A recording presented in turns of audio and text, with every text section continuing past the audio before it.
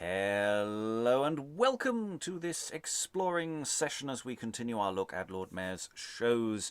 And today we are looking at the pageants of 1614 and 1615. We're going to try and work two 29ths of October together into a never-ending loop, a Groundhog Day of Lord Mayor's shows.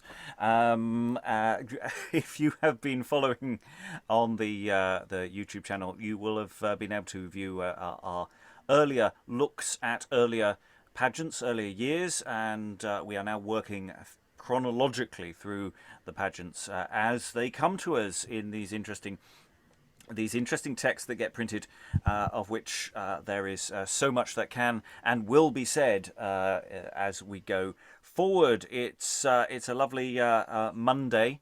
And it's not only Monday we're recording, but it's Monday, Anthony Monday, writing when sometimes he should just stop.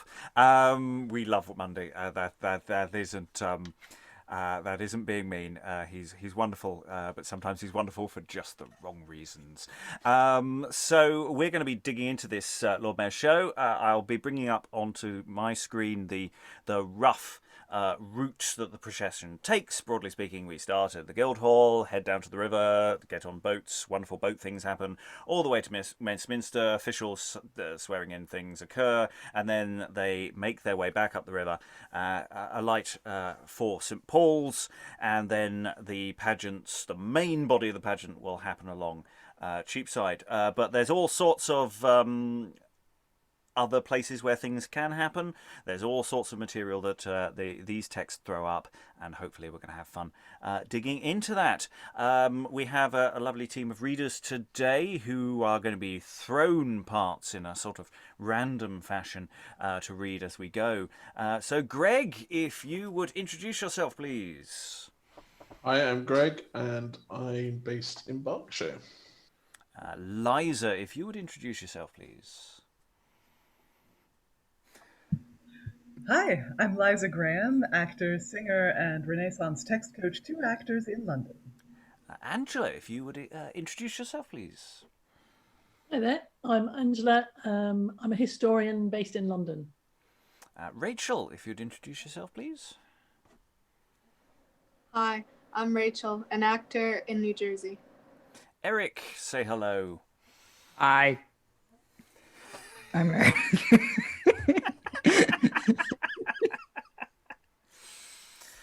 He had one job. No. And also joining us, Tracey, do introduce yourself. Hi, I'm Tracey, and I'm currently in Bath with my cats.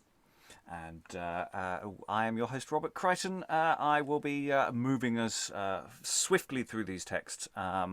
As I say, we have a lot of prose material, throat clearing, setting the scene, settling scores, before we actually get to the actual pageant itself material.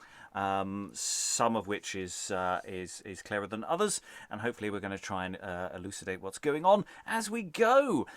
Liza, could I ask you to start us off by just reading the sort of frontispiece material of this printing, because you can say the title of this 1614 pageant so much better than I can. Himatiapoleos, that is, the Triumphs of Old Drapery, or the rich clothing of England. Performed in affection and at the charges of the right worthy and first honoured company of Drapers, at the instalment of Sir Thomas Hayes, Knight, in the high office of Lord Mayor of London, on Saturday being the 29th day of October 1614, devised and written by A.M. Anthony Munday, citizen and draper of London, printed by Edward Albee, 1614. Lovely. So before we go further, the Sir Thomas Hayes Knight, and also the Drapers. What can you tell us about the company? What can you tell us about the incoming Lord Mayor? Tracey, what have we got? Nothing much about the Lord Mayor. He's not particularly notable as far as I'm aware. There's no salacious stories involved. He's probably just a rich man. Definitely a rich man. The Drapers Company, we haven't had Drapers show yet. They don't feature that much actually in terms of moralities in this period. They are, of course, the show, the company rather, to which Anthony Munday himself belongs, as he says on the front page of the booklet. And his membership of the company kind of cuts through quite strongly. I won't say any more and spoil any surprises, but yeah, he wouldn't have written it like that if it hadn't been his company, that's for sure. So we're going to dive into the text nice and quickly. Greg, I'm going to ask you to read the first paragraph. Angela, if you could read the second, and then I'll return to Liza again for the third, and then we may or may not pause. We shall see. In every well-governed kingdom and commonwealth, the chiefest city and citizens therein have evermore held the prime place and priority, as well in matter of honour as due right of antiquity. And as the Lacedaemonians, the first instructors of the old Romans, and so from them we and all other nations derived our form of rule, as they, I say, made a distinguishing of their most memorable societies from other of much less note and merit. Even so, this famous city of London, whose continual teeming womb from time to time brought forth many several mysteries or professions, have referred them all in eminency of place to 12 only, amongst which 12 gradations of honour and dignity, the first original began in the first company of all other in this city, the ancient fellowship or society of Drapers. To approve the Society of Drapers for the first, when as yet there was none other, it is avouched by William Fitzstephen, who lived and wrote at the time of King Stephen, John Bale, Roger Hovenden, and others, that the woolwinder, who was the old draper or clothier, as borrowed from the word drapier, did card and spin his wool, then weave it into cloth, full, row, shear, dress, and dye it, and sell it afterwards in his shop, performing all these several offices thereto by himself and servants, which since then hath branched itself into divers other companies, and of one entire trade or mystery is become many. Liza next, out of this list or band. Out of this list or band of drapers issued Sir Henry Fitz-Alwyn, Knight, descended from that Alwyn, uncle to King Edgar, who made him alderman of all England, whenas till then the name of alderman or elderman was never known. This Henry Fitz-Alwyn had the first honour to be styled, in the old Saxon tongue, from whence it was derived, it signifieth Dominus or Lord Mayor, had the first honour to be styled Mayor of London, by favour of King Richard I, surnamed Coeur de Lion, and was himself, as is credibly avouched, a brother of the same society, in honour of the man by him so advanced before his journey to the Holy Land. For, until his time, the troublesome combustions of the city being not fully settled, the government thereof remained first in Portgreaves, next in martial provosts, thirdly in bailiffs, and lastly in lord mayors, as in meet place is more at large discovered.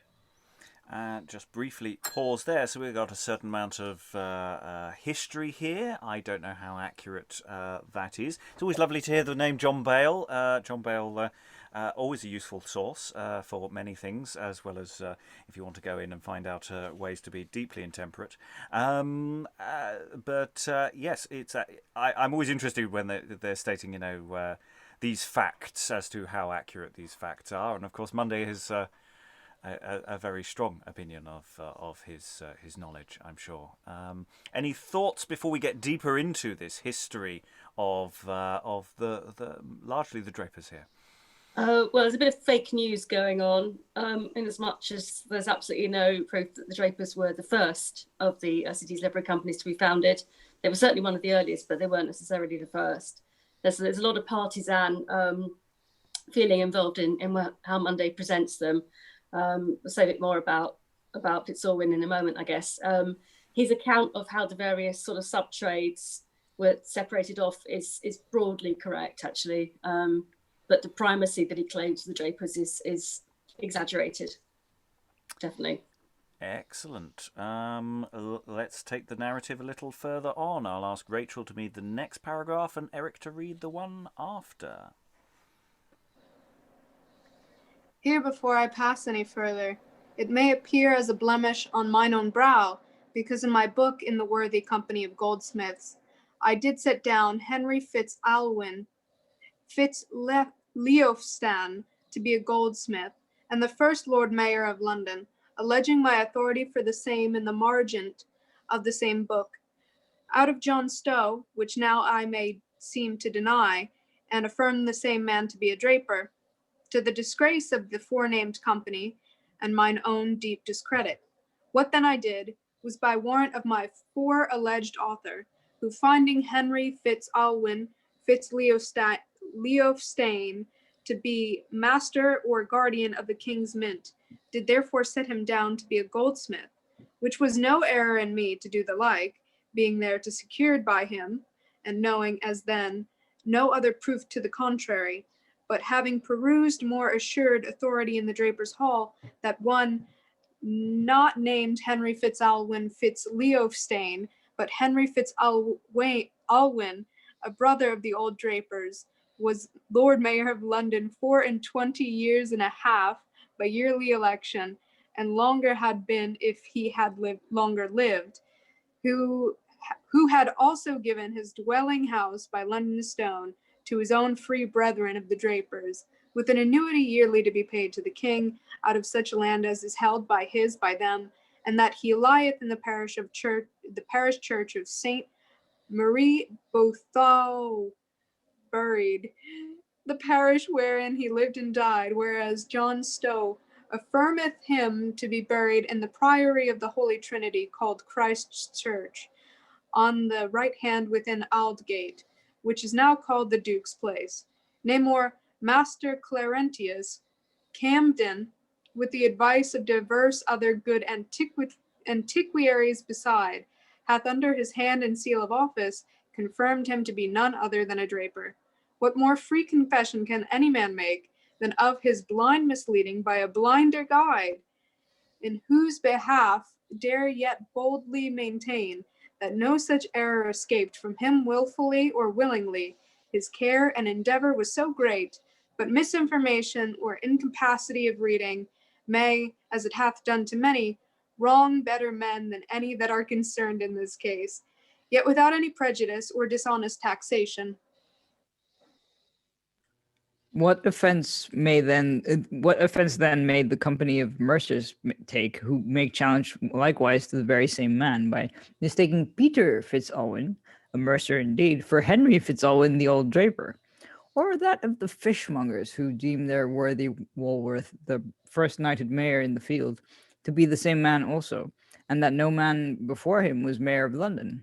I answer freely for myself, and appeal to an especial gentleman in the imagined injured company of goldsmiths, who took no mean pains to be resolved in this case, that no certain assurance could be had therein, but that it remained doubtful between both the societies. And therefore we personated old Farringdon, not Fitz Alwyn, as the book yet may be seen, to cut off all such contentious questions. Seeing then that reverend antiquity, eminence of honor, and due right of wit bestowed so high a dignity upon the Drapers, I might well be justly condemned if I should seek after any other the argument, the credit for them, when so main a business doth necessarily require it, than their own deserving, so long time sleeping in oblivion, yet now revived to their endless honor. Which I think is an opportune moment to pause on that particular. I answer freely for myself. Some wonderful terms of nay more.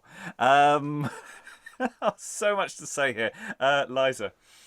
Yes. I mean, others in this room are far better qualified to speak on the history part than I, but this really reads like an internet forum war. Remember those? Where, someone takes offense at the tiniest thing someone said, and then other people argue about whether the original Star Trek uniforms were red or magenta, and and people end up like issuing death threats, and it all gets out of hand. Yeah, I think there are parallels. It is that sense of there was an error, but then he really does double down on it and again and again, and it was it was the blind. Quadruple down on it. Yeah, he just can't stop, can he? Hilarious! I love it. I love it. I mean, it's like an apology. It's not an apology, isn't it? It's I'm sorry if you felt if you felt that you've been offended or something. And clearly behind the scenes, what's happened is somebody from the Goldsmiths has had a very strict word with him. He's probably been told he's got to say something about it, which is the mind his deep discredit stuff at the start of that passage. But then he just can't stop himself and comes out with this, I think, one of the best bits of passive aggression I've ever read in my life. Imagined injured company of goldsmiths. Oh yeah, that's the thing. They weren't really hurt by anything I said, Angela. It's also interesting that the book from the previous year isn't out yet. That's what he's saying. It's not out yet. So the problem for him is, like, today he's saying this, and perhaps tomorrow this published thing is coming out, which will say the exact opposite. So he is in a bit of a bind there. Okay, this isn't our primary point of business, but these elements are actually often one of the most enjoyable parts of these sessions. I love the way he brings the Mercers in as well. It's like, nothing to do with them, but he's mentioned them anyway. And the fishmongers. They didn't complain. Only the Goldsmiths have complained. It's a proper pylon. Oh yeah, I'm liking that. Okay, we are now starting to move into material that is going to relate more directly to the actual pageant itself. So we will go around the room again. Liza, I'll ask you to start, followed by Greg, followed by Angela. Just finding where we are. The walls of any city. That's where I thought we were. The walls of any city were termed by the Grecians, according as we title our instant discourse, Himatiapoleos, the clothing or garments of the city, intimating thereby that as garments and clothing do engirt the body, defending it continually from the extremities of cold and heat, so walls, being the best garments of any city, do preserve it from all dangerous annoyances. Hereon we lay the foundation of our device, in the honor of drapery, the rich clothing of England, which, long before the knowledge of fantastic habits, clothed both prince and people all alike, to the no mean renown of the kingdom and admiration of foreign nations, to whom our drapery, abounding in her own plenty, by means of navigation and commerce, afforded the rich livery of this land, better embraced by them and much more highly esteemed than any other traffic whatsoever. As well appeared by that famous knight and traveller, Sir Francis Drake, who, having round the whole world, and noted the riches and best endowments of every nation, found none to equal the drapery and clothing of England. In regard thereof, he chose to be a loving brother of the Drapers of the city, before all other companies of the city. Wherefore our first land device is a ship, very artificially and workmanlike framed, called the Bark Haze, fitted with captain, master, mate, etc., and supposedly laden with woolen clothes, to make exchange for other countries' best commodities, and thought meet to usher the way to the residue of the shows which are directed to follow in this manner. A beautiful chariot, drawn by 2 golden pelleted lions and 2 golden wolves' ermines, after the manner of the triumphal chariots of the Roman emperors, is graced with the supposed shape of King Richard I, with the several figures of so many cities in England about him as conveniency of place and carriage granted liberty unto.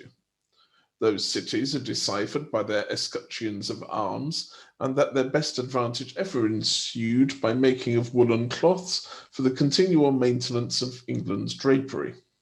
But London, sitting nearest unto himself as chief mother and matron of them all, He honours the head of his chiefest chamber with a triple imperial crown of gold, and embattled or branched with clouds and beams of the sun, being the arms of the Drapers Society, declaring his love and favour bestowed on her by his advancement of Sir Henry Fitz-Alwine to the mayoralty, in whom began the old Drapers' dignity. After this chariot followeth a pageant or goodly monument, figuring the whole estate of London's old drapery. In the supreme and most eminent seat sitteth Himatia, or clothing, as mother, lady, and commandress of all the rest, who by their distinct emblems and properties, apted for the easiest apprehension, do express their duty and attendance on so gracious a person, in their several places and offices to them belonging, as in carding, spinning, weaving, rowing, fulling, shearing, dressing, dyeing, tentering, and performing all other services to woolen clothes, which at first was done only by the draper or clothier. Peace, plenty, liberality, counsel, and discreet zeal do support the flourishing condition of Himatia's commonwealth, and strive to prevent all occasions which may seem sinister or hurtful thereto. Okay, we'll just pause there. So we've got a lot of data now starting to fly at us. Sir Francis Drake, as we all know, travelled the globe primarily to just check out the various fabrics that were available. Yeah, we start getting a sense of some of the things that are being produced. We have the first land device is a ship fitted with captain, master, mate. There's a beautiful chariot drawn by lions and wolves, and they're golden. I don't know if they're golden or whether they're got the thing where golden pelleted. Is that the sort of bridal outer things as opposed to it itself? And drawing King Richard I there. Possibly with London as chief mother and matron nearby, alongside on the chariot. I don't know if I'm interpreting that right or wrong, but that sort of seems to be what's going on.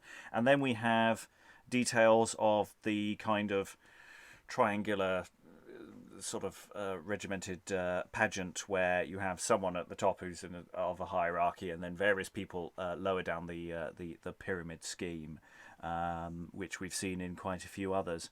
So yes, a more substantial pageant there, a chariot and a device of a ship, the precise context of which is not wholly clear as to when and how that all comes together, but it all feels very cheap-sided to me. Thoughts from the room? Am I being horribly wrong there? Anything that I've missed out or just got wrong? Angela first. Certainly nothing. This is nothing about anybody getting anything wrong or anything, but I was just really interested how in that first paragraph that Munday speaks to a kind of bit of a controversy that's going on at that time, and that the Drapers would have had a bit of a finger in the pie, which is he talks about this being the kind of clothes he wore before fantastic habits. And of course, he's talking there about great big bulbous sleeves and the ruffs and all that stuff that's come into fashion, most of it foreign imported. So it's kind of like a fine Brexity moment here where he takes a little side swipe at all that stuff, because I know there's lots of dispute and discussion going on in pamphlets about it at that time. So whereas we had all those silks in the previous pageants, I'm guessing everybody here is properly clothed in wool. Which on the 29th of October is probably to everyone's relief. Liza. Yeah, following on from that, these pageants all try and tie their contemporary subjects into either real or imagined ancientry and older history. And when someone in an early modern play complains about fantastical conventions of dress, usually it's someone complaining about the younger generation or these kids today or modern fashions. So to represent good, honest British woolen clothing as more ancient and traditional than these fantastical things with their gilding and slashing and what have you. Is right in line both with pageantry and with general commentary about clothing in these plays. There's also a very specific kind of contemporary controversy, which gets even more important the following year, actually, because it's the Drapers again then, 1615, which is what's called the Cocaine Project, which I think Angela doubtless knows about, which is a project basically it was intended to kind of bypass the European cloth trade, because obviously woolen cloth is still the main source of wealth in England, and it was a complete disaster. So you can read the old drapery as actually being a defense of the English trades in the face of this the kind of incoming the new drapery, in fact. Yes. They were called the new drapery. Exactly. Yeah. Okay. Additional thoughts, Eric? I just love how they managed to every single time they managed to trace sort of back to ancient Greece, and it's like the cradle of civilization is really like irrelevant. Yeah, it's always they're always trying to trace lines back and yeah, and again that's a very Munday thing, I think, as well. Though a lot of other pageants are doing the same sort of job. It gives you a sense of weight to what you're doing. Okay, additional thoughts? Otherwise, I'm going to move on. We've got a bit more prose to go before we get to actual dialogue, and we get a few more clues about the order of the various devices we've had mentioned. We've had, as say, that mention of a ship. We've had the mention of a chariot, and we've got a mention of a large pageant. And now we're going to get a little bit more data before we start going into mixture of dialogue and additional descriptions. So not everything is necessarily in the right order. And welcoming to the room, Stephen. Hello, Stephen. Sorry, brain fart. Shall I just dip out again? No. There's no order of service, so do hang around. We'll give you a moment to catch up with where we are in the text. We're a little before speeches on the water.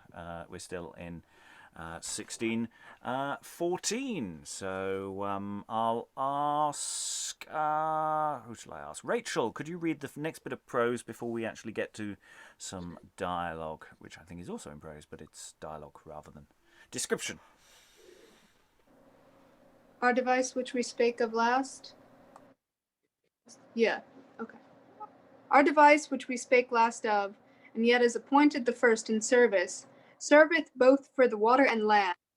Till the year 1453, the Lord Mayors of London used to ride on horseback to Westminster, at such time as each one went to take his oath. But Sir John Norman Draper, being then mayor, at his own cost and charge, and for the relief of poor watermen, who were much distressed in those days, made a very goodly barge for himself and his brethren, to be rowed therein by water to Westminster, and so to continue for a yearly custom.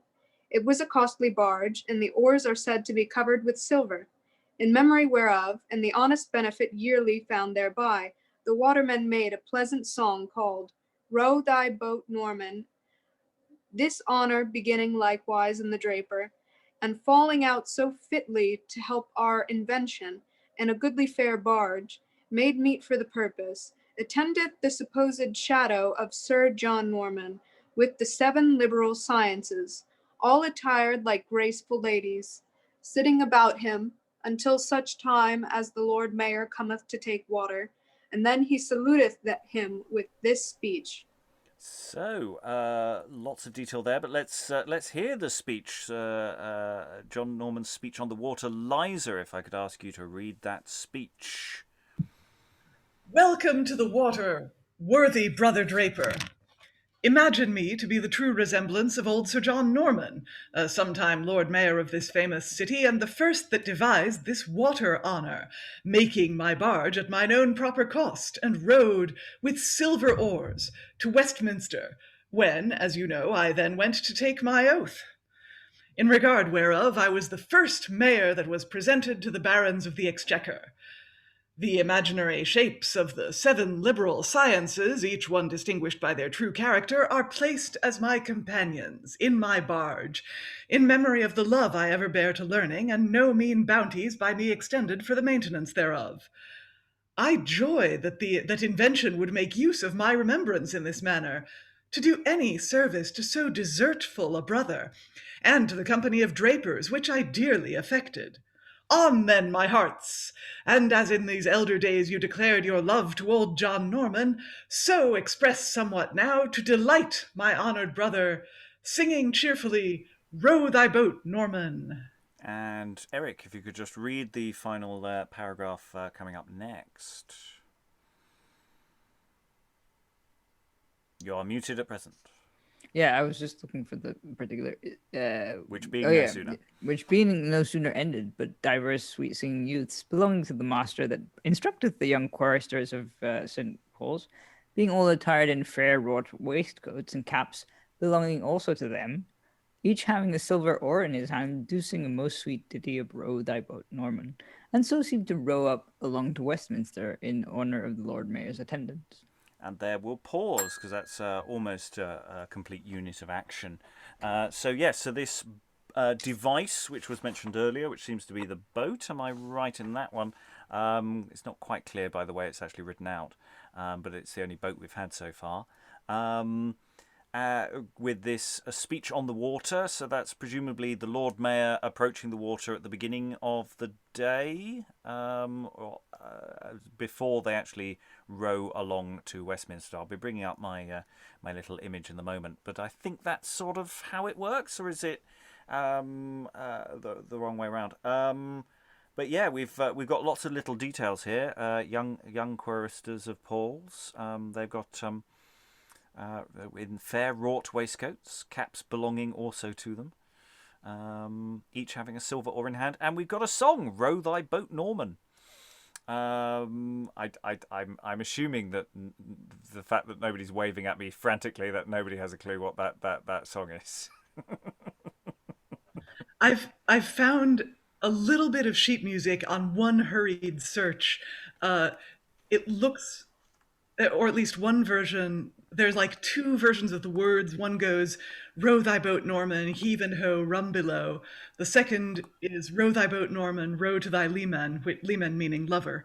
And it looks as though it might have been a canon using just those 2 lines of text, as in a round where you come in 2 bars after the previous person. Let me study this a bit. But yes, if you can now see on the screen, they've gone from the Guildhall, they've processed down to the river, and they've got this speech saluting the Lord Mayor coming aboard the boat, and there's a lovely song. Which is beautifully sung. Any additional thoughts that have leapt up about that? In this particular instance, actually, Munday has got something wrong from Stowe, because it wasn't John Norman who was the first Lord Mayor who went by boat to Westminster. That's never in Stowe, actually, but of course, because he's a draper, then it's a very helpful thing for Munday, because it's all about celebrating the drapers. So where did the song come from then? I don't know. Song. It might not have anything to do with this particular Norman. Liza. In the text somewhere, and again, we don't know whether this is true or not, but in the text somewhere it said that Thomas Norman, the former Lord Mayor, gave a lot of financial relief to the watermen, or maybe he gave them more rights than they'd previously had. That might be it. Okay, so we've got to the water. We have a bit more text describing things. I'm going to ask Greg to read that. And then Stephen, if you could read the shepherd coming up, please. That would be lovely. For the several peals of ordnance, which make better report in the air than they can be expressed by pen, for the drums, fifes, trumpets, and other musical instruments whereof each company maketh their choice, to grace this honourable service out and home again, in the true affection of loving citizens, not suffering their chief magistrate to want any part of their kind respect and furtherance. They can much better speak for themselves than I, and serve but as a breathing time to me until my lord's return and landing, when all our devices, being marshalled in order, according as we have formerly related, except a goodly ram or golden fleece with a shepherd sitting by it, as occasion serveth, delivereth his intention in this ensuing speech. Why gaze you so upon me? Am I not a man, flesh, blood and bone, as you are? Or in these silk and satin towns are poor plain-meaning shepherds wondered at, like comets or blazing stars? Oh, is it the goodly beast beside me that fills your eyes with admiration? If it be so, let me then resolve thee. It's an article of duty which we, shepherds of Cotswold, owe to the old Drapers of London, for keeping their flocks on Cotswold hills, that any worthy brother of their society comes to be Lord Mayor of this city, the very fairest ram in all their flocks is sent unto them as a solemn offering, as being the crest of their company's arms and the chief maintainer of wool for clothing. In which respect, my father, about some 6 or 20 years since, when St. Martin Calthrope, brother of the same society, was Lord Mayor, brought then the like goodly ram as his oblation. And I, hearing that his man, Sir Thomas Hayes, and another Martin, Master Martin Lumley, by the blessing of heaven and their own virtuous endeavours, were the next chosen brethren of the same band, the one to succeed in the selfsame dignity of the mayoralty, and the other of the shrievalty, have brought this as my heart's free offering in honour of them that so dearly affect them, and in my duty to them both, with all my utmost service beside. For thus we say in Cotswold, from the ram we have the lamb. From both our finest wool are shorn. Wool had thus from the ram and lamb makes the best cloth that can be worn. Thank then the draper that began to make such clothing meet for man. For if we have no ram, we are sure to have no lamb. No lamb, no wool. No wool, no cloth. No cloth, no draper. Heaven grant that we may never see these noes, for we shall then feel twice as many woes. But that of ram, lamb, wool, cloth, still we may have in store, so shall the drapers then thrive more and more, as mean additions to give some small lustre to the show, because over many were thought inconvenient. We make use of a golden pelleted lion, a supporter to the company's arms, with a champion mounted on his back, and a golden wolf, the ensign or impresi belonging to the Lord Mayor's crest. And with these few slender devices, we usher his honour's way toward Guildhall, until he come Lawrence Lane, where the figure of St. Henry Fitz-Alwyn thus favourably stayeth him.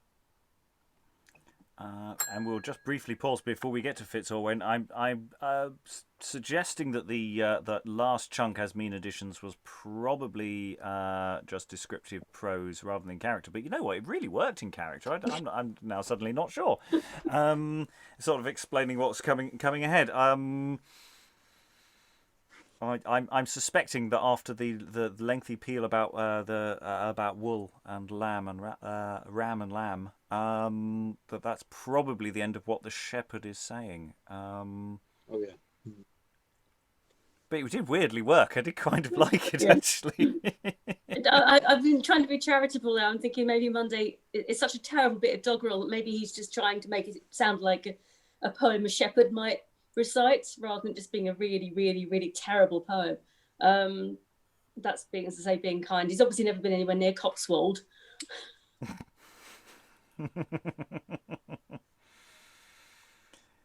Yeah, it's it just, yeah, that, like, as mean additions to give some small luster to the show, because over many were thought inconvenient.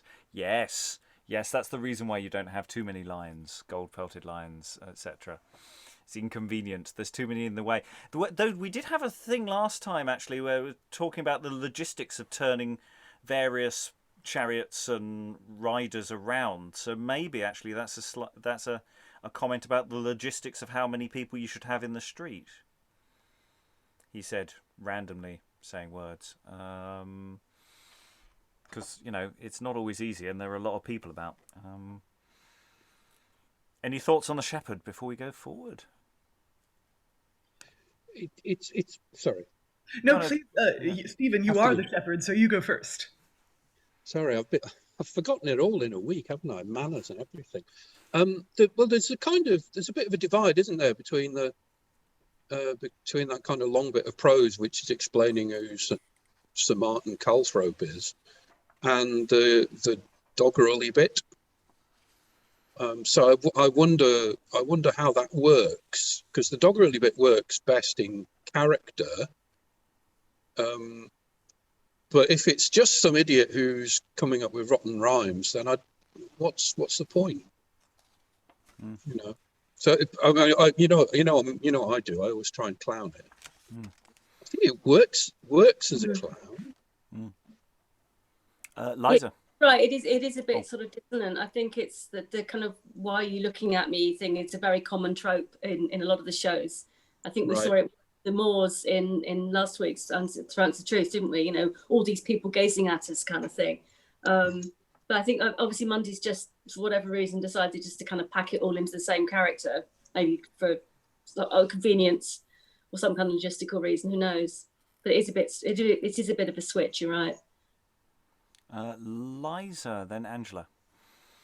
Yeah, I mean, you often see stage shepherds in, well, everything from medieval to early modern drama, and I think where it fits is this pageant seems to be styled on the theme of good, honest, old-fashioned craftsmanship, a sort of, and when you see a shepherd on the stage as opposed to a king or a courtier or a warrior or something, you think, good, honest peasant folk, or maybe a clown. But,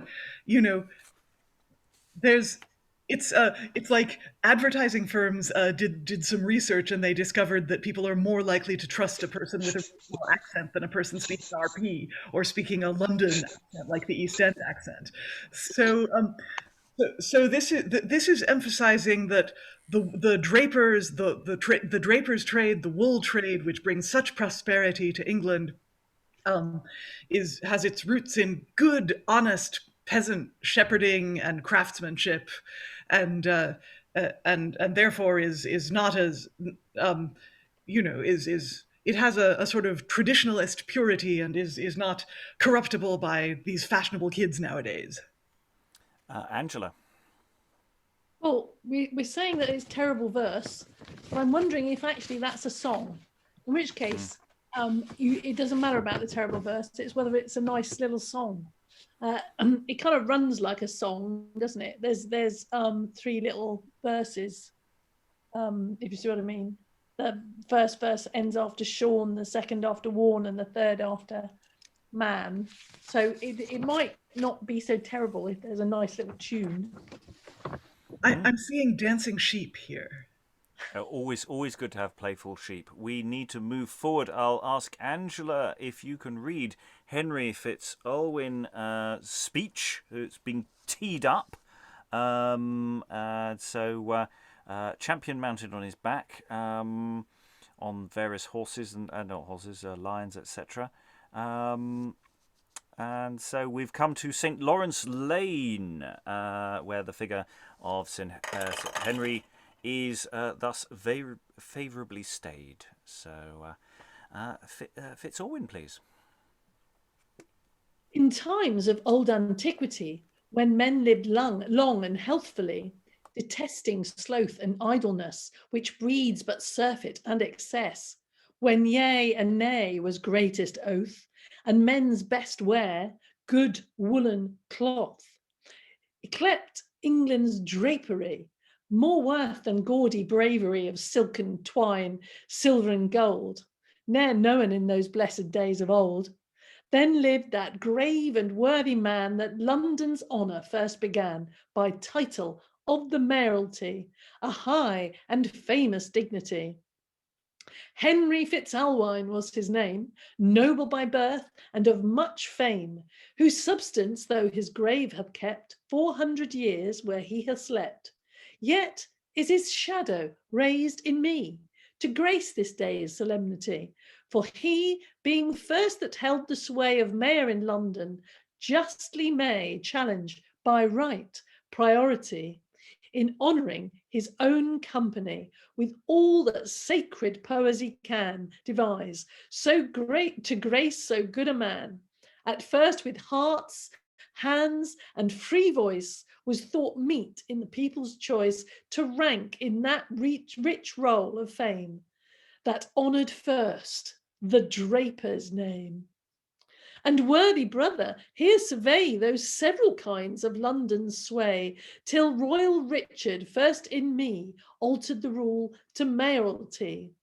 Port Greaves held first by strict command, next provosts with a sterner hand. Such from the conquest was the case of London's awe, till milder grace made choice of bailiffs, men thought fit in the king's judgment courts to sit, and right all causes of contention, by upright censure or prevention. Yet all this could not please the king. In two men's rule grew varying, by leading to what past each listed, so might by might was still resisted. Wrongs unredressed, offences flowing, garboils and grudges each where growing.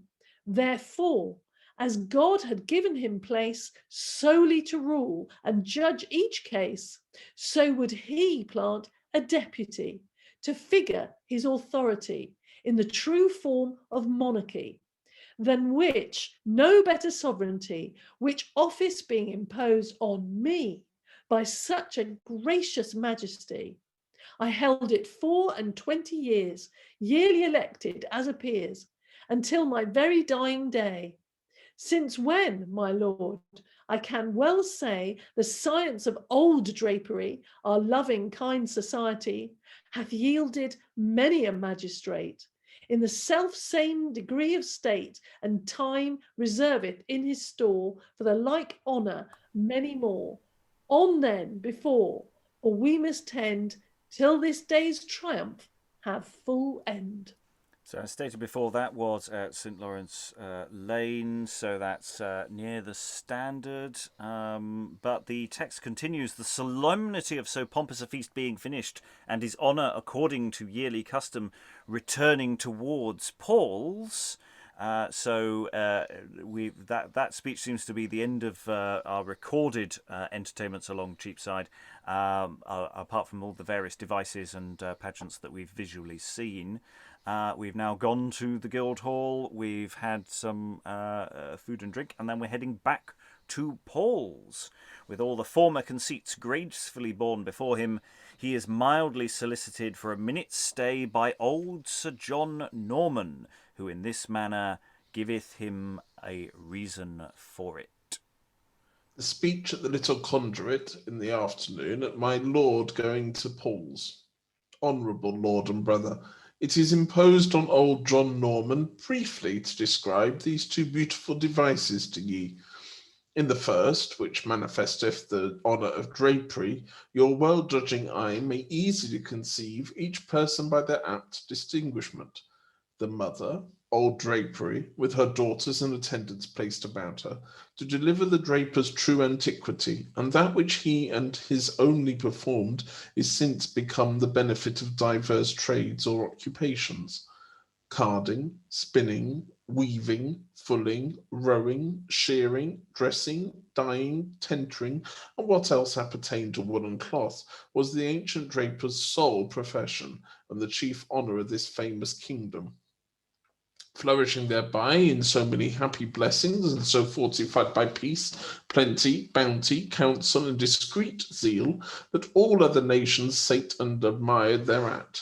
You have a taste of this felicity in that other device, beautified with the chief clothing of cities of this land, for maintenance of ancient drapery, whereof London sitteth the highest advanced, as being his choice chamber that first made the draper the only governor thereof. I am loath to hold ye long, and well I wot more ample relation have been made unto ye, and therefore to God and your good devotions I heartily commend ye.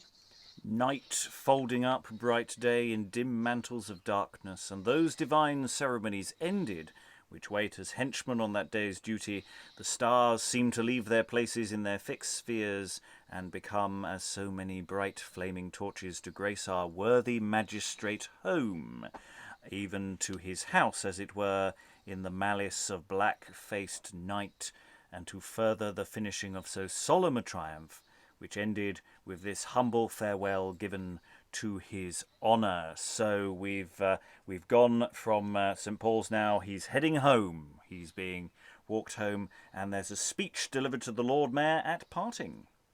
The longest days have ended at last, and pleasure's pomp is but a blast. You see, my lord, that sullen night, sworn enemy to day's delight.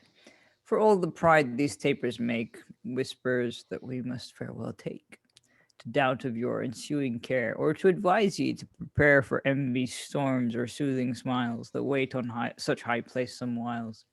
Longs not to me, for in your eye of such true characters I spy, of virtue, zeal, and upright heed, that you will prove the man indeed, meet such a charge to undergo, whereto heaven's hand hath raised you so, and that you'll equal any yet, in the self-same place hath set.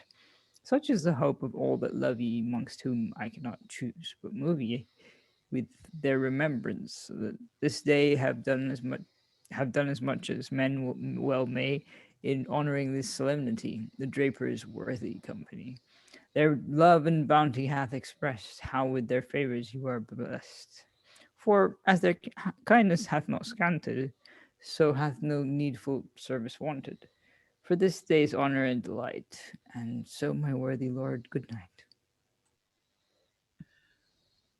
Thus the worthy and first honoured company of drapers, having in loving and bountiful manner declared their kind affection to as affable a magistrate, I may not omit one thing more, wherein the duteous respect of themselves and love to the city very manifestly approved their worth.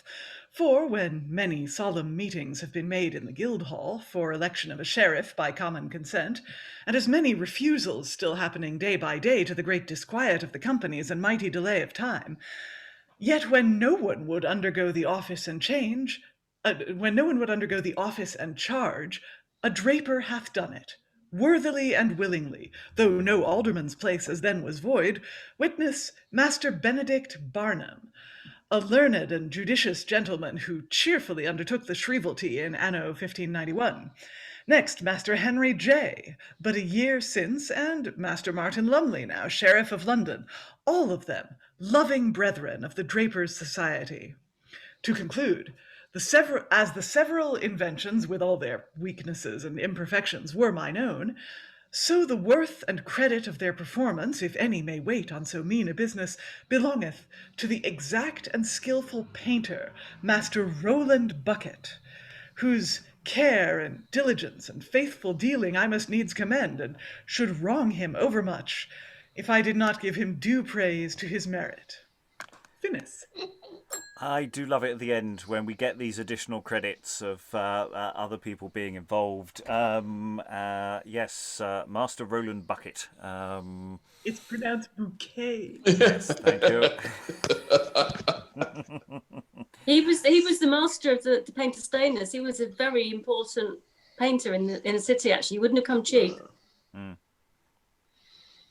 So it's really interesting comparing this with the sort of almost excesses of 1612, 1613, where we've got a lot of detail about sort of the games that the pageants are playing down Cheapside. Whereas here we've got there's a pageant thing with some stuff on it. There's some riding animals.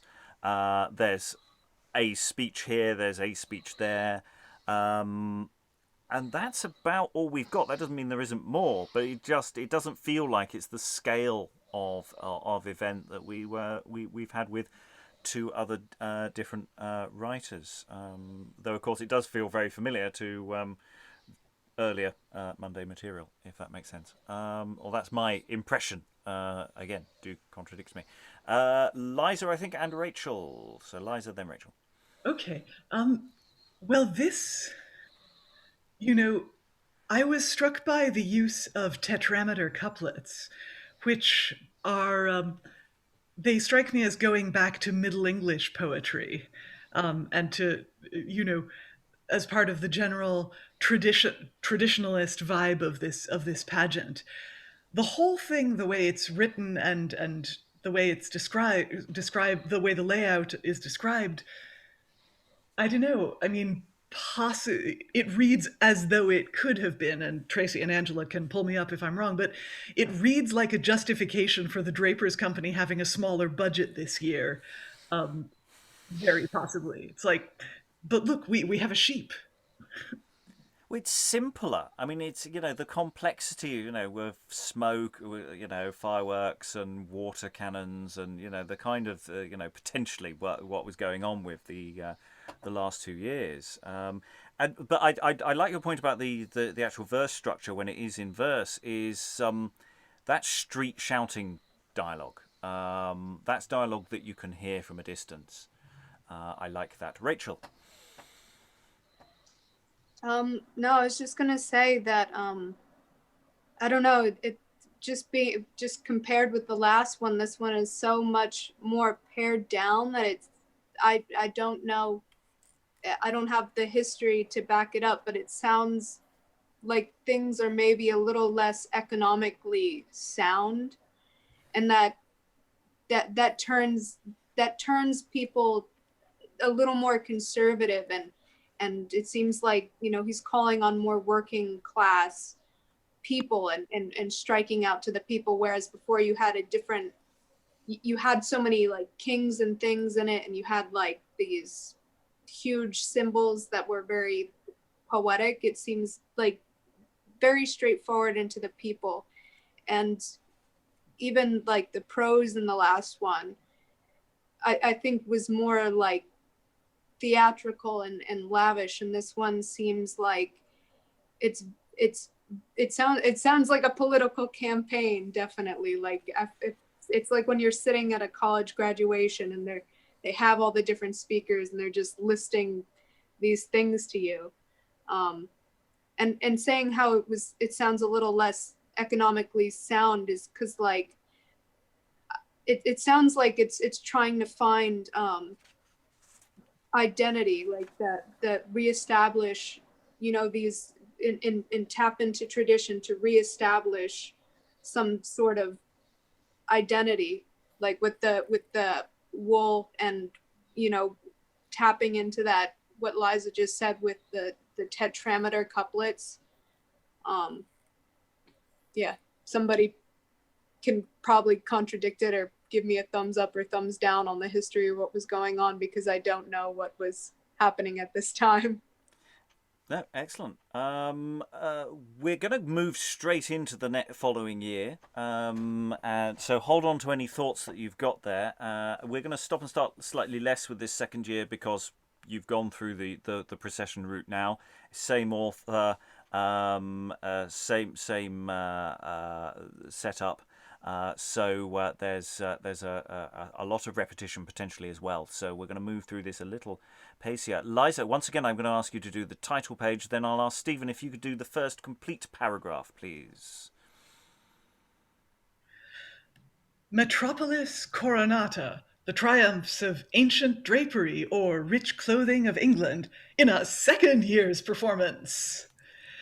In honour of the advancement of Sir John Jollis, Knight, to the high office of Lord Mayor of London, and taking his oath for the same authority, on Monday being the 30th day of October, 1615. performed in hearty affection to him, and at the bountiful charges of his worthy brethren, the truly honourable Society of Drapers, the first that received such dignity in this city, devised and written by A.M., citizen and draper of London, printed at London by George Purslow, 1615. Metropolis Coronata, or the old drapery and clothing of England, triumphing a second year.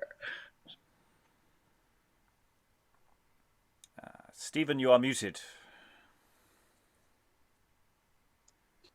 Having, in our last year's discourse of Himatiapoleos, sufficiently approved the true antiquity and primary honour of England's drapery here in the City of London, first granted by King Richard I and seconded by his brother King John by installing that famous noble gentleman Sir Henry Fitz-Alwyn, Knight, in the first dignity of Lord Mayor of London, wherein he continued by yearly election the space of 24 years and a half, and longer had done, if he had longer lived, seeing likewise that drapery triumpheth now 2 years together by succession of 2 Lord Mayors in one and the same society, I held it not fit, finding myself not barren of invention, in a theme of such scope and large extendier, to run again the same course of antique honour, but rather to jump with the time, whichever more effective novelty, in the new form of this second year's triumph, prepared for that honourable and worthy brother of drapery, Sir John Jollis, Knight and Alderman, on the day of his entrance into so high a dignity. So we'll very briefly pause there. Tracey, do we have anything on Sir John Jolles? Right. No, there's nothing very interesting about him, I don't think. The thing may be worth noting that the show was actually held on the 30th of October that year, because the 29th would have been the Sunday, and they didn't do it on the Sunday. But other than that, yeah, I mean, it always makes me smile to hear Munday talking about jumping with the times and affecting novelty, given that he's the absolutely last writer who's ever going to do something like that. And actually, it's not particularly different to the previous year, despite what he says. Yes, I mean, it's going through all those changes. It all seems very familiar, what he's talking about here, because we have just literally read it. And yeah, it does feel like it's he's trying very hard to say this is definitely going to be different. Definitely going to be different this time, as it were. So we'll continue reading on. We're going to, go on. Greg, I'll ask you to read next, then Rachael, then Eric, and I'll ask Angela if you could read Sir Henry Fitz-Alwyn again, and I'll see if you can recognise any similarities or differences. So... On Monday, being the 30th of October 1615, according to ancient and most honourable custom, the Lord Mayor, being to pass by water to Westminster in company of his worthy brethren, and attended by all other companies in their several barges made fit for triumph, after such manner as formerly have been observed. The first device that welcometh him to the water is an invention proper to that nature, and thought apt to conduct him in his passage, he being both a draper and stapler, and these 2 professions, in former times, appertaining to the brethren of London's drapery, trading only in wools and woolen cloth, the then chief riches of the kingdom. Both these mysteries meeting together so conveniently in one man, I did account it a sin in me to sunder them, and therefore made use of that crest or cognizance of the Golden Fleece, given by ancient heraldry to them both, and remaining still in firm force with the draper, as their escutcheon of arms maketh manifest. And goodly Argo, shaped so near as art could yield it, to that of such ancient and honourable fame, as conveyed Jason and his valiant Argonauts of Greece, to fetch away the Golden Fleece from Cholchos. We make use of that memorable history, as fit both for the time and occasion. There in a loft sitteth Medea, whose love to Jason was his best means for obtaining the Golden Fleece, and therefore as still witnessing the fiery zeal of her affection towards him, she sitteth playing with his love-locks, and wantoning with him in all pleasing dalliance, to compass the more settled assurance of his consistency. His noble companions, as Hercules, Telamon, Orpheus, Castor, Pollux, Calais, and Zethes, the son of Boreas, are seated about him in their several degrees, attired in fair gilt armors, bearing triumphal lances, wreathed about with laurel, shields honored with the impress of the Golden Fleece, and their heads circled with laurel, according to the manner of all famous conquerors. This Argo is rowed by diverse comely eunuchs, which continually attended on Medea, and she favoring them but to pass under the fleece of gold, had all their garments immediately sprinkled over with gold, even as if it had showered down in drops upon them, and so they row on in Jason's triumph. Having thus borrowed the help of this well-known story to honor the day of our London Jason, we do poetically infer that Neptune, having declared himself kind in their coming hither, and Thames is shown herself as gracious, isn't passing over her watery bosom to make his triumph more maniacal.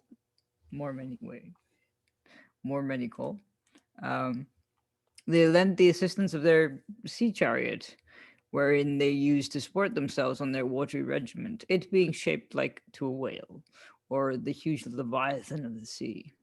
Therein is placed the shadow of Sir Henry Fitzalwyn, to grace the state's honour both by water and land, and by him are seated 8 royal virtues, bearing the ensigns of arms of 8 honourable drapers and staplers, with beautiful shields that declare each man's name: Pulteney, Cromer, Eyre, Wotton, Sidney, Boulogne, Capel, and Champion. Many more we could have brought to accompany them, but neither place nor time might afford it. Only these are remembered for their high deservings, as our chronicles at large do more amply declare. Fame triumphing in the top, and time guiding the way before. No sooner is my lord and his brethren seated in their barge, and such silence ordained as the season can best permit. But Fitzalwyn saluteth him in this manner.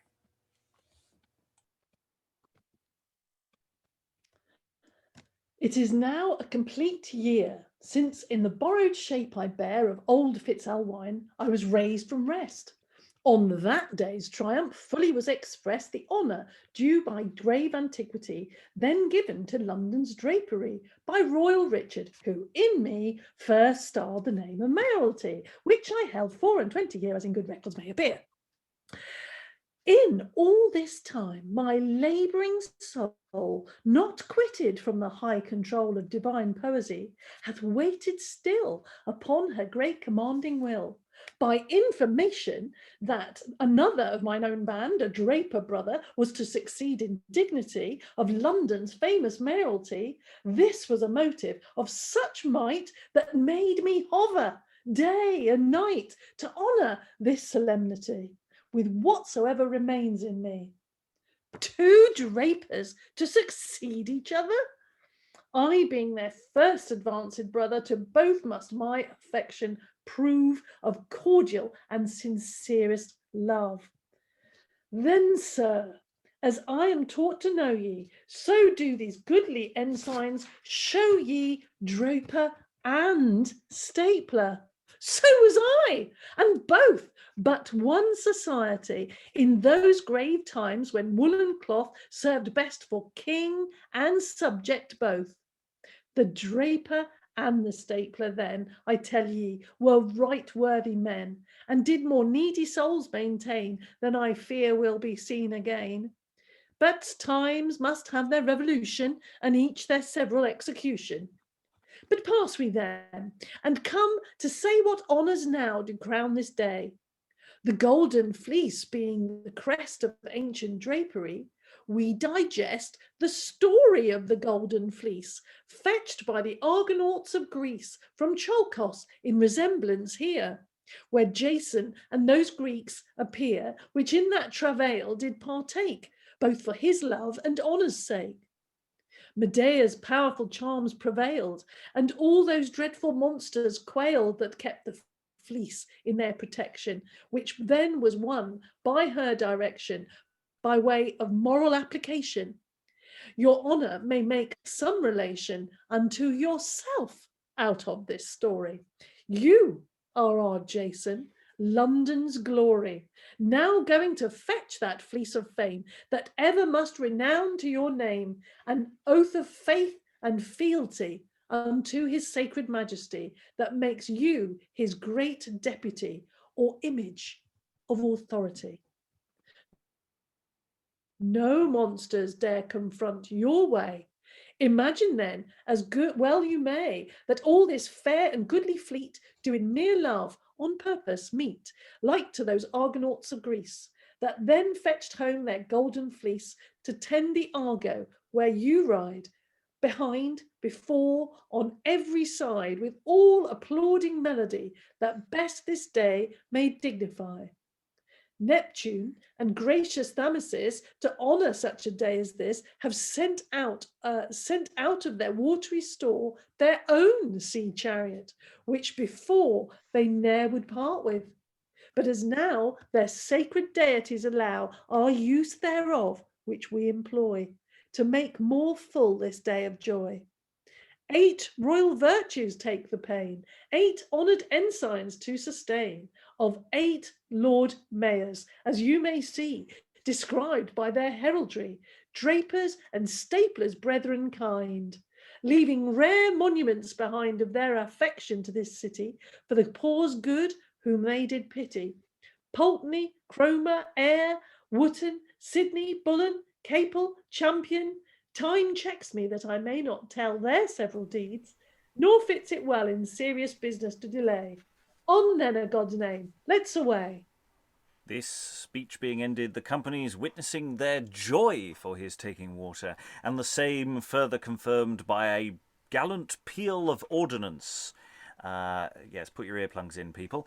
We wait on my lord so far as conveniently we may, evermore having care of our further employment in the land service, the time being so short and our preparation requiring such decency and order, yet much abused by neglect in marshalling, and hurried away with too imprudent hastiness, albeit so advisedly set down in project that nothing but mere wilfulness can misplace them.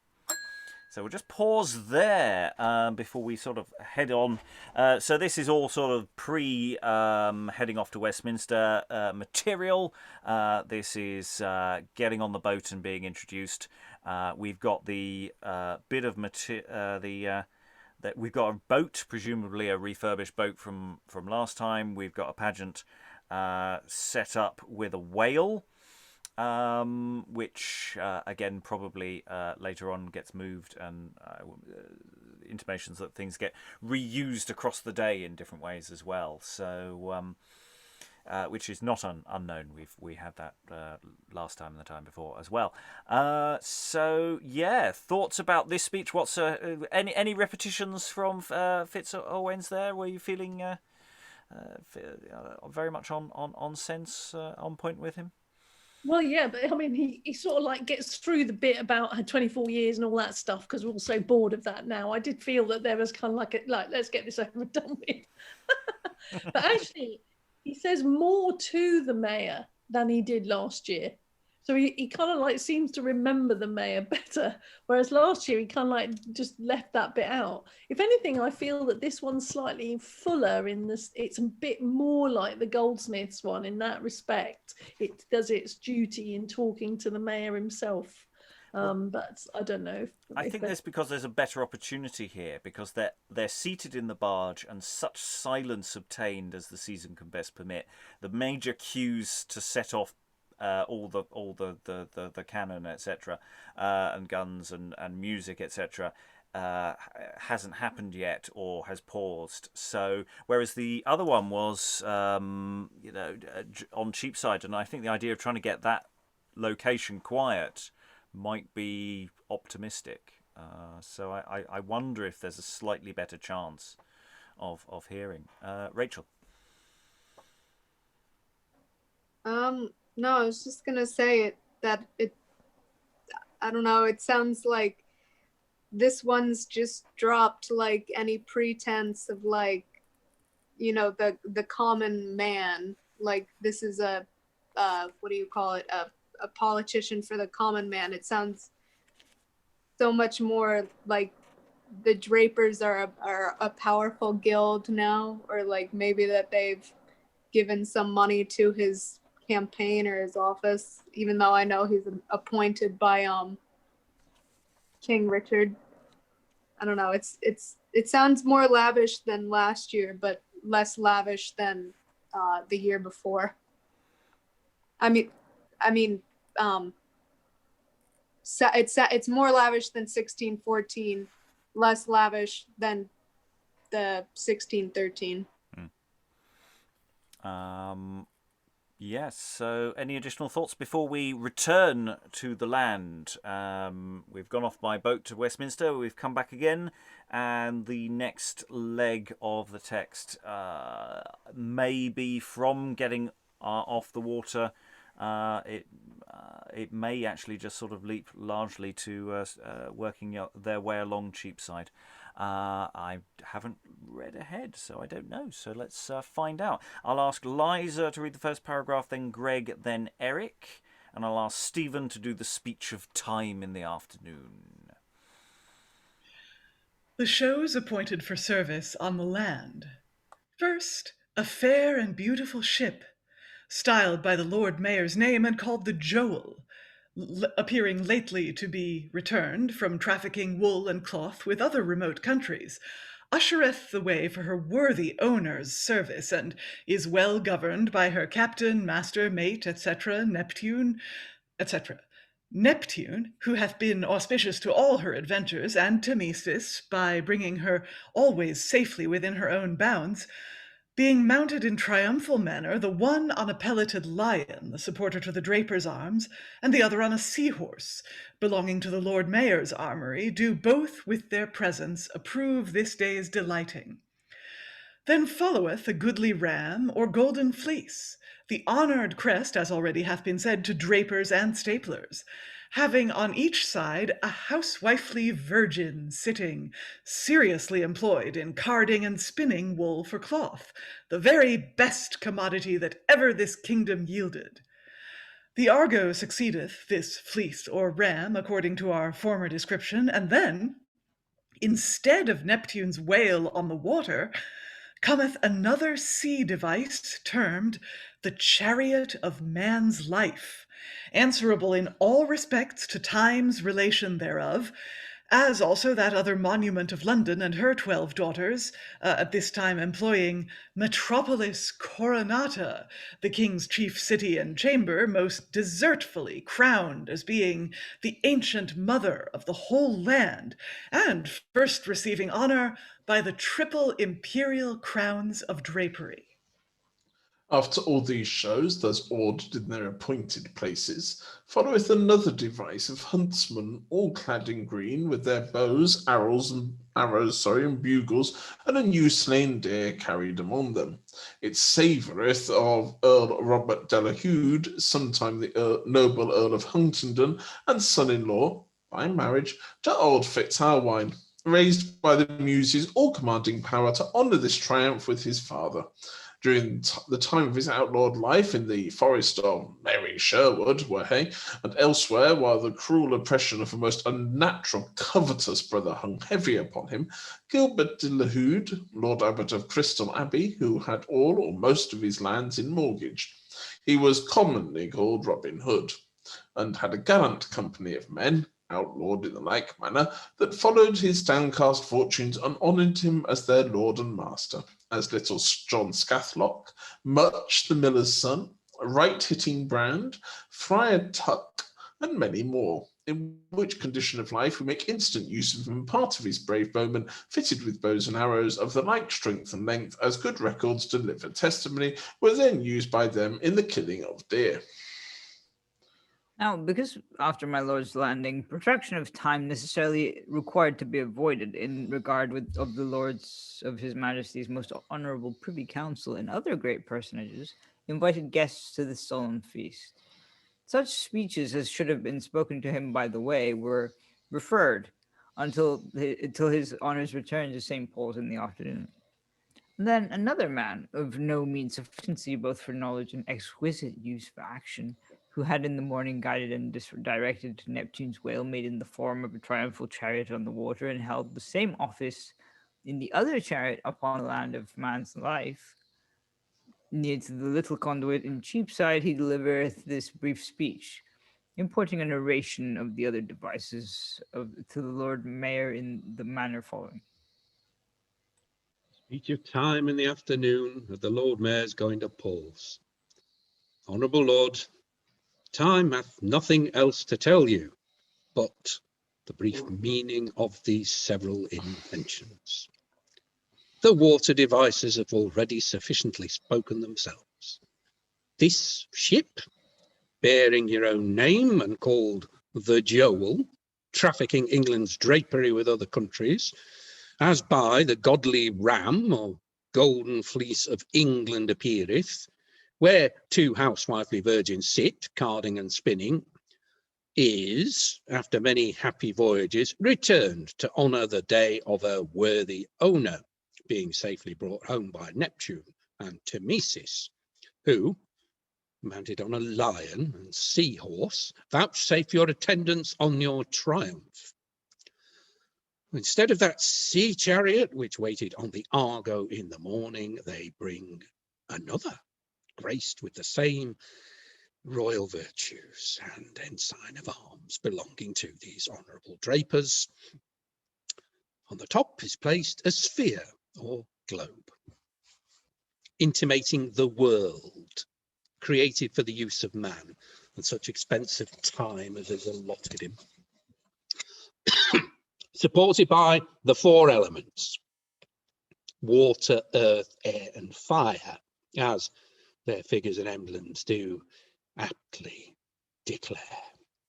It runneth on 7 wheels, describing the 7 ages of man, his infancy, childhood, adolescency, or stripling estate, youthhood, manhood, age, and age's extremity, or decrepit condition, all of them subjected to the power of the 7 planets, as on each wheel they bear their characters.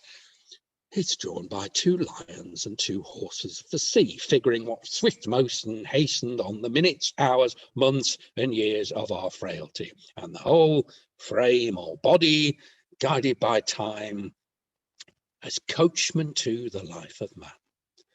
That other goodly monument or pageant, with a glorious sun in continual motion over it, appertaining to the Drapers' armoury, presents ye London in the supreme place of eminence. The 12 companies, 12 daughters, all seated about her in their due degrees.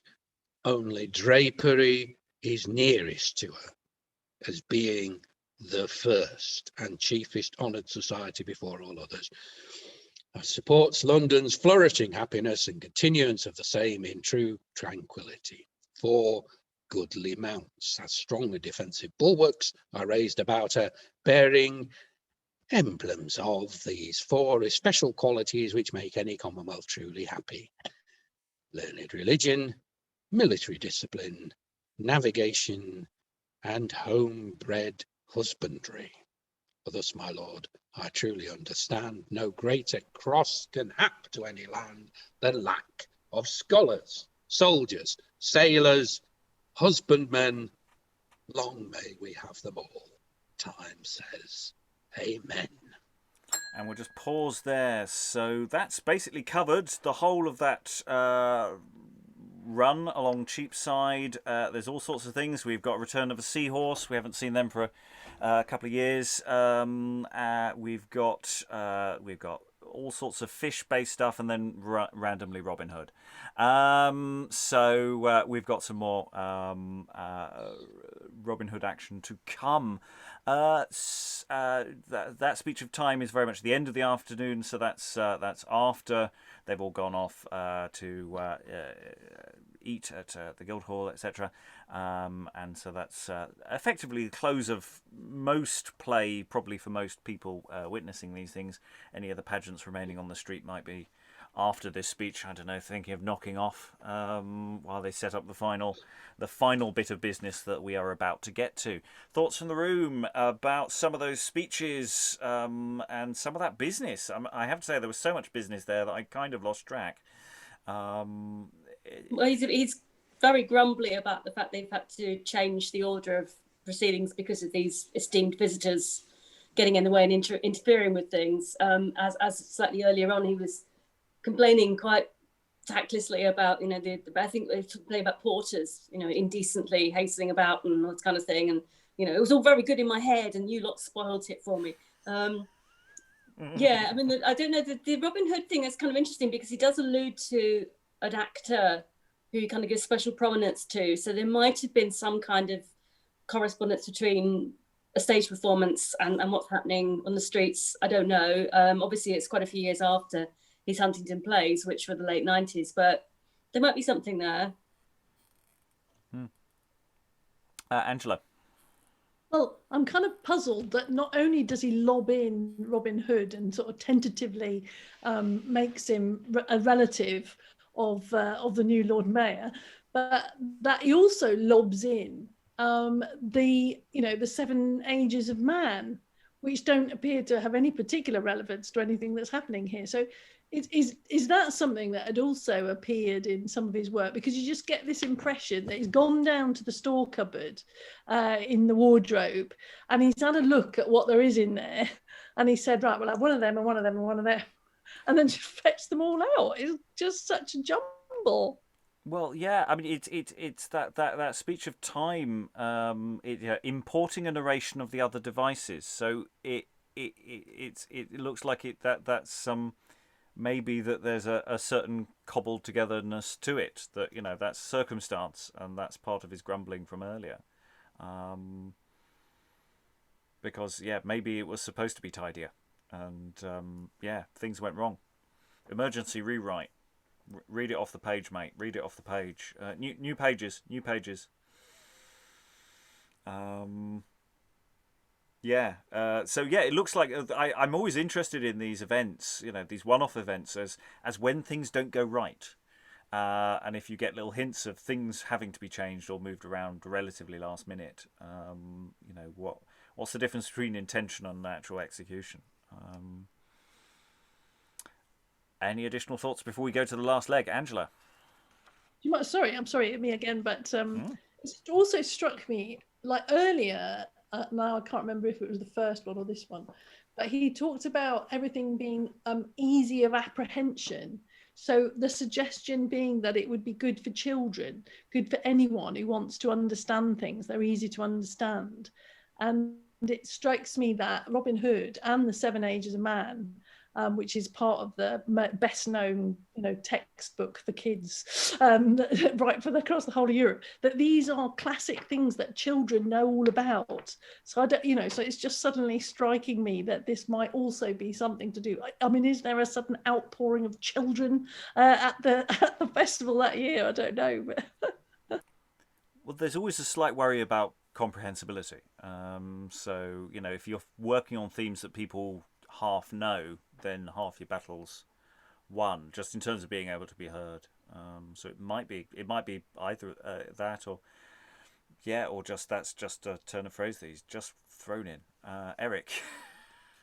I have so many questions about going from Medea and Jason to the Robin Hood stuff, but also Robin Hood was, not narratively, but he was outlawed. So that's not exactly something you want to encourage your Lord Mayor to do, is it? Well, I love it. Savoreth of Earl Robert de la Hood, which is just it's a wonderful selection of text. I think we need to actually engage with the Robin Hood material to discuss that finally. But you're right. I mean, it may be just simply the way the material has been placed here. It feels more of a mash because there's suddenly all this stuff is happening at the same time, rather than it's stretched out over a progressive part of the event. So it may make more sense than it at first appears. It's possible that the Drapers company just said to him, we're going to commission you again, but please, last year was so dull. can you just kind of liven it up a bit? And he really has. I mean, there's more here in terms of stage directions as well. There's quite a lot for an actor, even a child actor, to get their teeth into. Mm.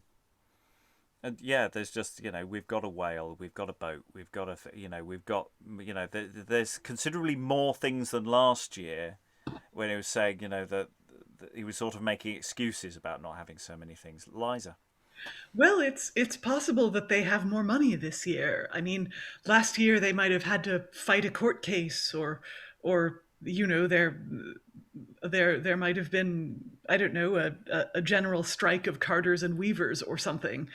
There must, but it does read like there's certainly a budget increase from last year to this year. It might be also access. I mean, once you've been in power, as it were, for a year, whereas previously, you've got to get the materials from, because there's a certain amount of shared materials between these things. Yeah, so maybe there's an element of that. I was going to ask Tracey and Angela, how common is it for two Lord Mayors in a row to be from the same company? It's not that common. They haven't had a Lord Mayor from 1588. So Calthorpe was the last one before 1614. I mean, the Drapers don't feature all that much, as you can show with the 26-year gap. The companies did try and avoid it if possible because it was so expensive. I'll have more to say about that when we get to 1621, where things get really kind of iffy. Yeah. Okay, let's go into the final bit of text. I'm going to ask Rachael to read the first bit of prose. Angela, continue with being Fitz-Alwyn, please. I'll ask Greg if you could be Robin Hood.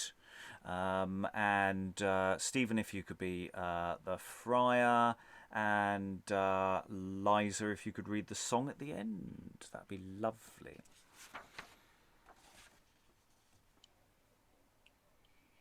Evening hastening on speedily, and those usual ceremonies at Paul's being accomplished, darkness becometh like bright day, by bountiful allowance of lighted torches, for guiding all the several shows, and my lord homeward.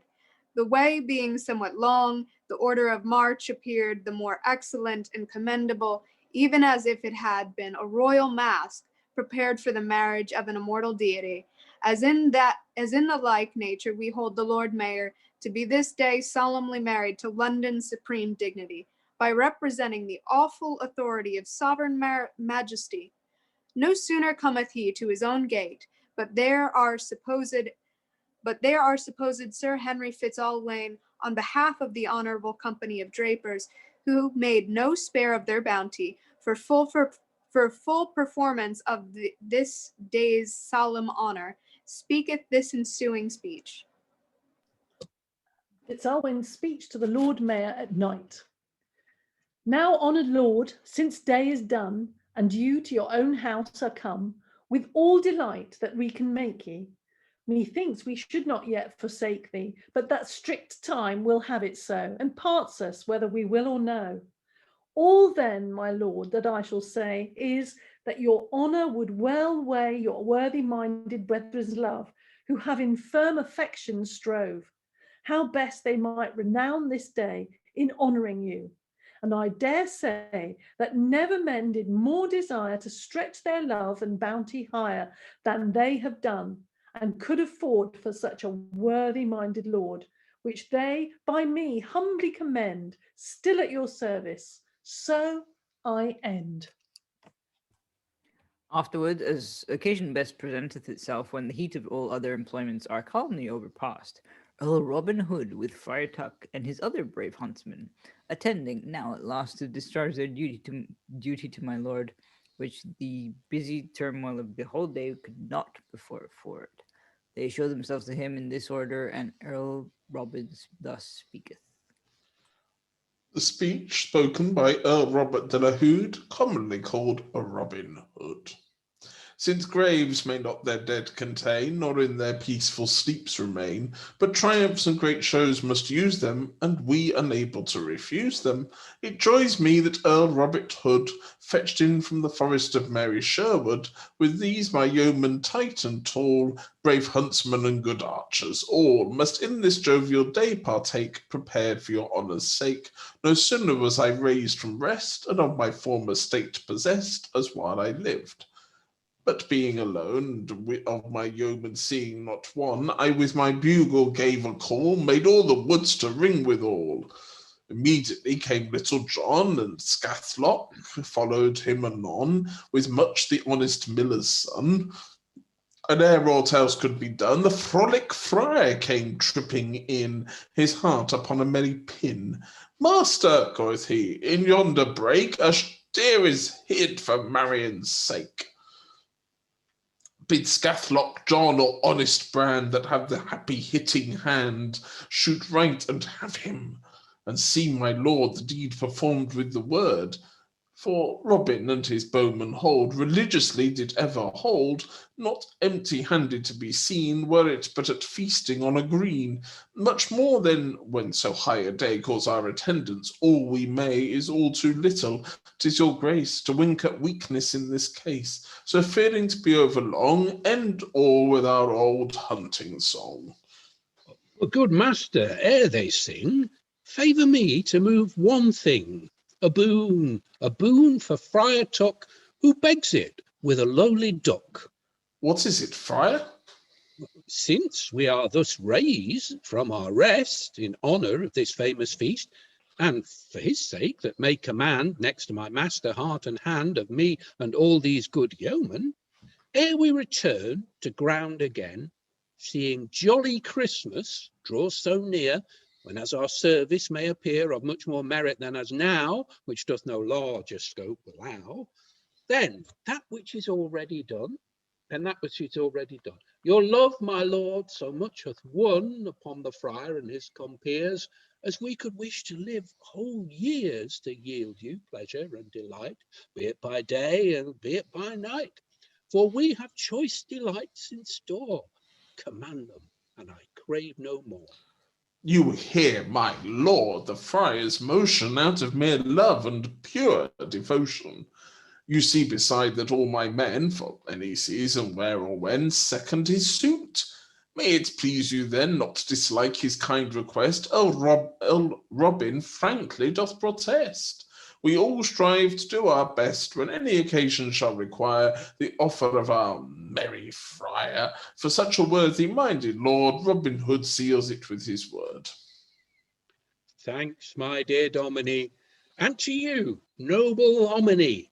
For to this indenter, Friar Tuck subscribes. Libenter! Now, lest we offer wrong, fall to your sing-song. Now wend we together, my merry men all, unto the forest side, and there to strike a buck or a doe, let all our cunning be tried.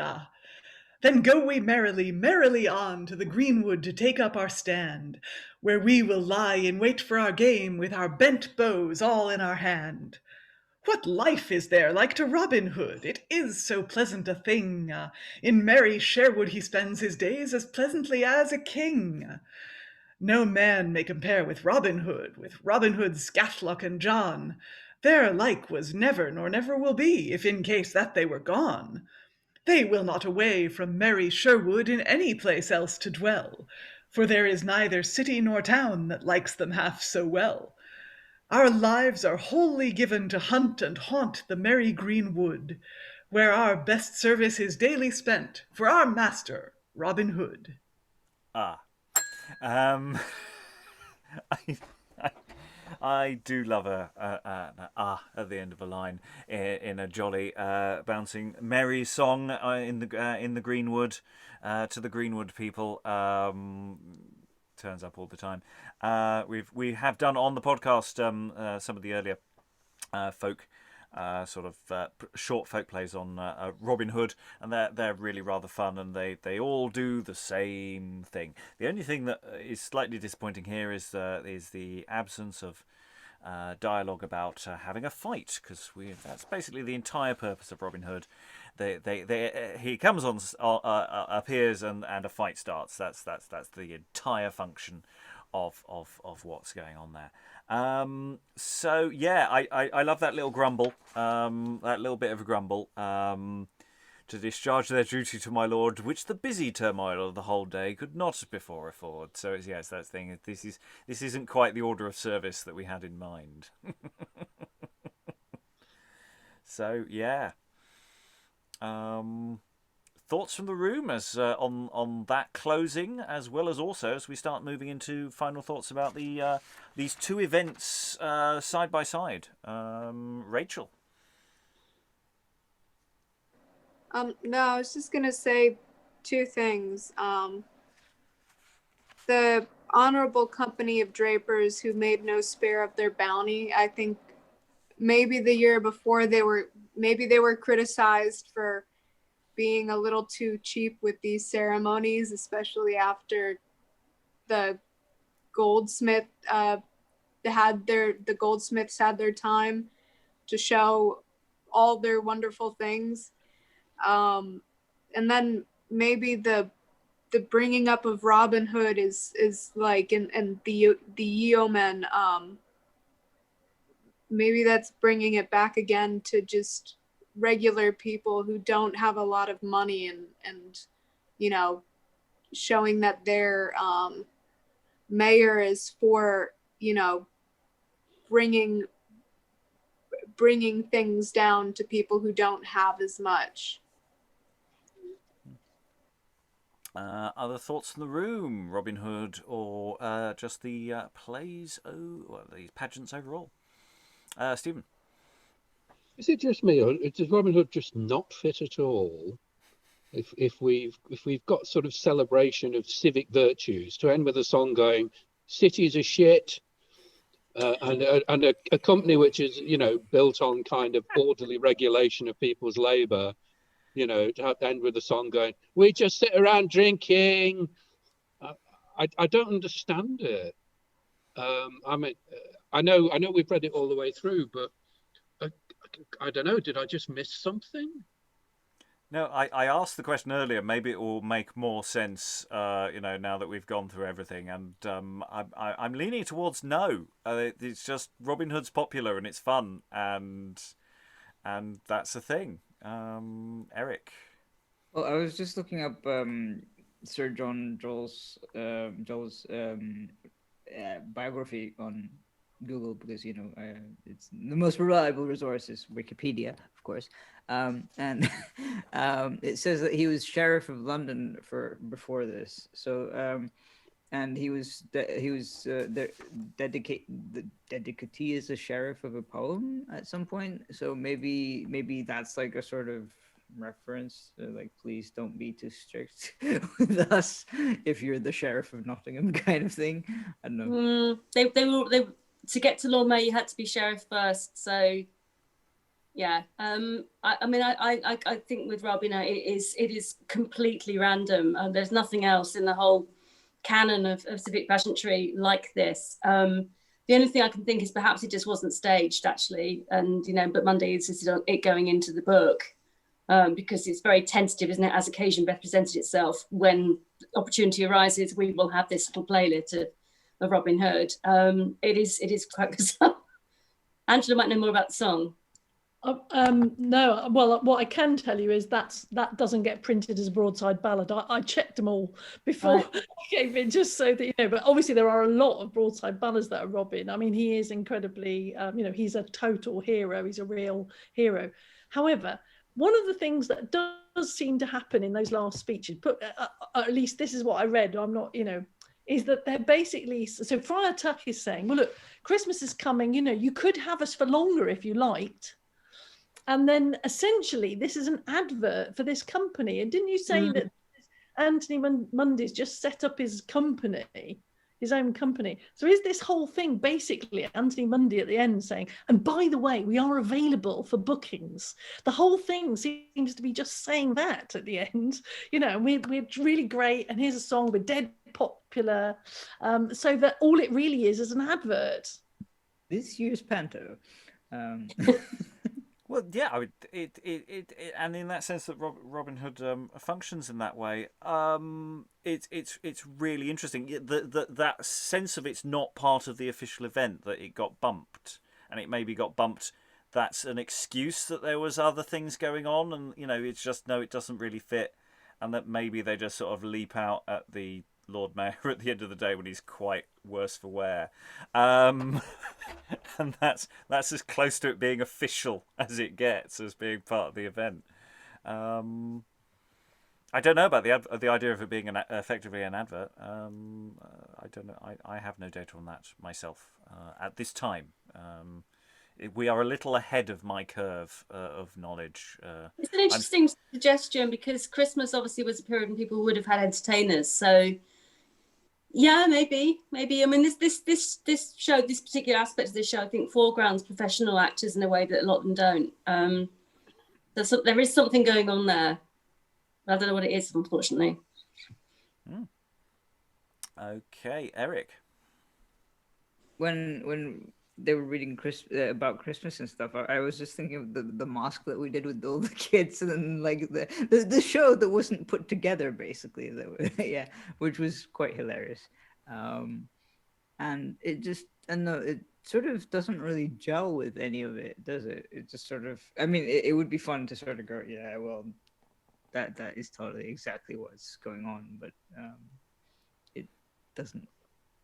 Yeah, because it's not speaking to spectacle. It's not like they're all there firing arrows and there's a massive street thing going on here. It's very low key. Liza. Well, one thing that it does, I mean, I wonder if they didn't have an arrangement with a theater company who already had the costumes and the players. I wonder if maybe the Drapers company had sponsored a production and were like, can we use this in our pageant? But it's also, rather than ending on some, thrasonical pronouncement on a couplet, oh, and so, my lord, good mayor, good night, or whatever. It's quite nice to end on a song about drinking. If the Drapers company could run to a hogshead or two of beer for the assembled, so much the better. But in theater terms, it's quite nice to end with a song. Ends with a bit of a bang. It's nice. Any additional thoughts, just generally, about these two pageants, these 2 years, the contrast? We've talked a bit about the contrast, that this second one does seem much more upscaled from the previous one, though the details of precisely how it's frustrating. We've gone from a year where it's so much detail as to how it all sort of fit together. Lots of gaps still, but to return to this sort of sense of we almost know what's going on, but we don't quite know what's going on around it. So any final thoughts from anyone in the room? I won't go through everyone. Just wave at me if you've got final thoughts. Eric? Also, ending on a song is just kind of like, it's supposed to be a celebration. Unlike the first one where it's like, good night and goodbye. Good luck. It's kind of like the second one is much more, well, we did it last year. Now we're coming back for more. Yes, there is a real sense of, we made a second term, people, quality to it. We're back, and this time there's Robin Hood. Drapers 2, the revenge. Any other final thoughts before we close the session? Tracey, how much more Munday fun have we got for coming up? We've got 2 more, or 2 and a bit actually. Next year, 16-16, which is the Fishmongers one, then 16-18, and then he did the water show for the 16-23, which was one of Middleton's main ones. So a little bit, yeah. I mean, given that we've got a 3-year run for him, it would be interesting, well, more than 3 years, be interesting to see how people feel about the Fishmonger show for next time. Of course, it's got a ship in it, obviously. It's probably the same ship as he's used for the last 2 years, I suspect. But yeah. It's that thing of we're really identifying, the reused properties, the base property of, there's a ship, there is a pageant which is shaped in a specific configuration that gets reused and readjusted. So, I mean, it's been a couple of years since we saw those seahorses. So they've gone back to the shop and been tidied up in the intervening 2 years. You get the impression it's the outside stuff that and the special commissions that's where the budget is going, but there's a reused stock of stuff that you can use as a base. Don't know if that's wholly accurate or not, but that seems to be a thing. Any other final thoughts from the room? No, it's oh, Rachael. No, you thought better against it. So that's it for this week of it wasn't as it happened a Groundhog Day of the 29th endlessly repeated, because we actually did the 29th and the 30th, just with a year in between. I'd like to thank all the readers for their wonderful work. If you have any thoughts or comments, put it in underneath, or follow us on Twitter and throw ideas and things about if we've missed anything very obvious, or even if you have a crazy idea. We like crazy ideas because sometimes they're true. All that remains, having thanked everyone, is to just say a boon for Friar Tuck, who begs it with a lowly duck. Goodbye.